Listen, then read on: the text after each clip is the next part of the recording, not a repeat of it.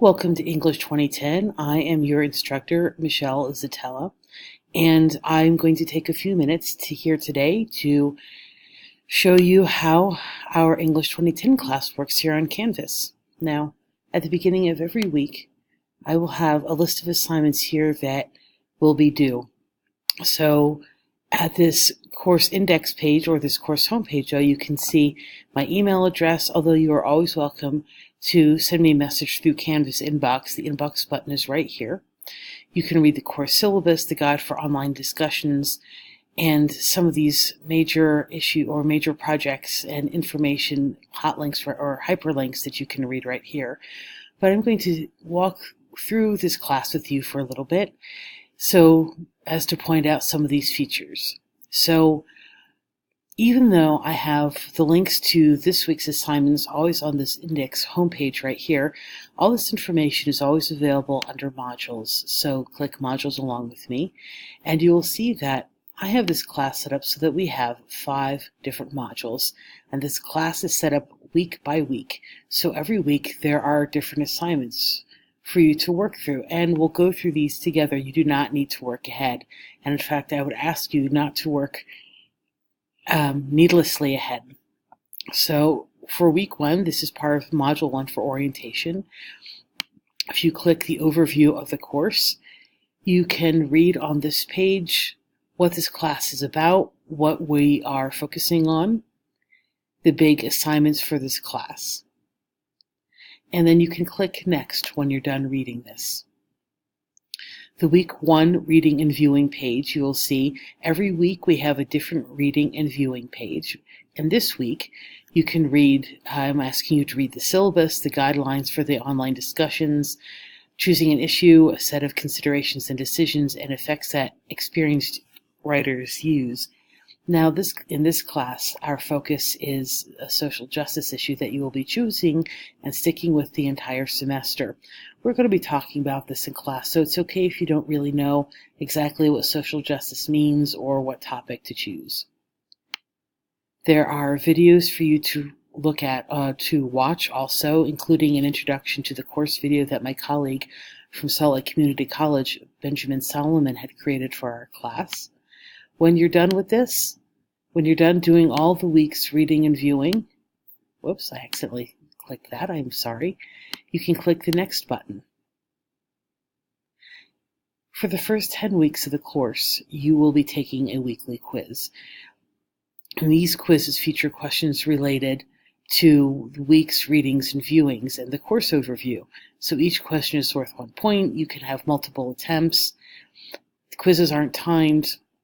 And quizzes are not supposed to be something that you spend a whole lot of time on. You should obviously spend some time on the quizzes. They're not something to spend 2 seconds on, but really they're here to highlight important concepts and to encourage you to read and watch all the material carefully.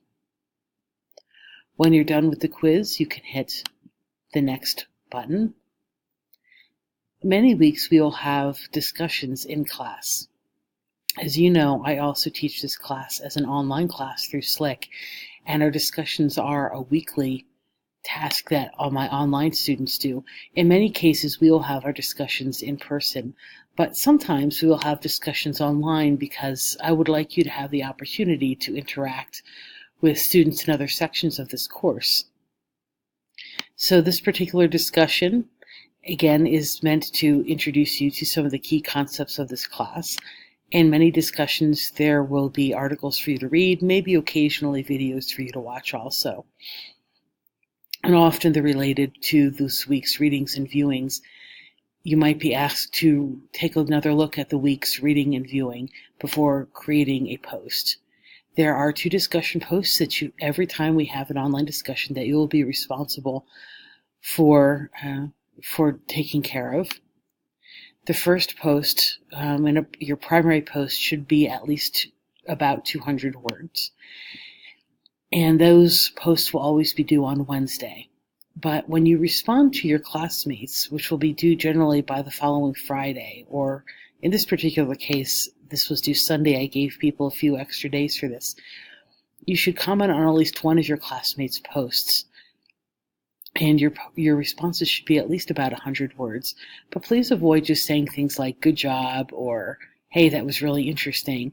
Instead, I would like you to offer something that's a little bit more in-depth. Explain, for example, what you appreciated about their response, how you think in this particular case the headline connects to your classmates, etc.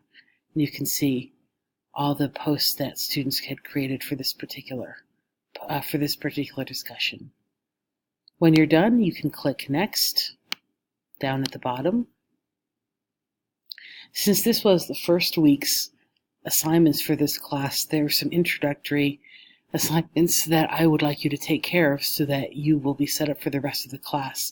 You may or may not be familiar with Canvas yourself, but if you're not, and especially if you're not, I would like you to familiarize yourself with how Canvas is set up.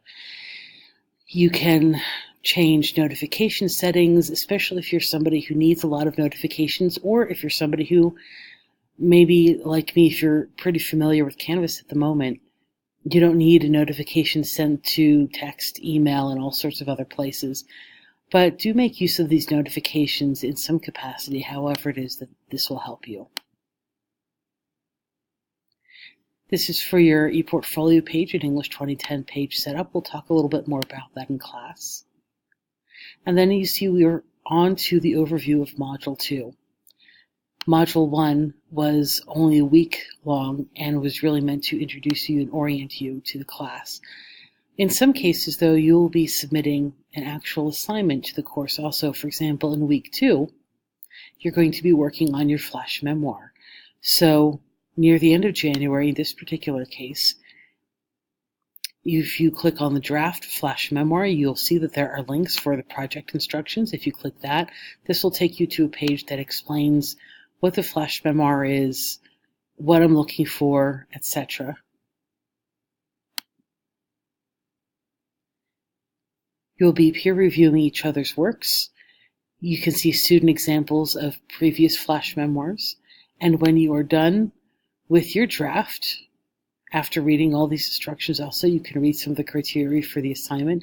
You're going to be uploading your assignment. And in this particular case, you can either submit your work through a text entry box, a website URL, a media recording, or a file upload that I'm restricting to doc, docx, RTF, and PDF. So the course at this point is effectively set up all the way through the end of the semester. At the end of the semester, you're going to be submitting a final project, which is your online magazine project, and we'll talk more about that as the semester progresses.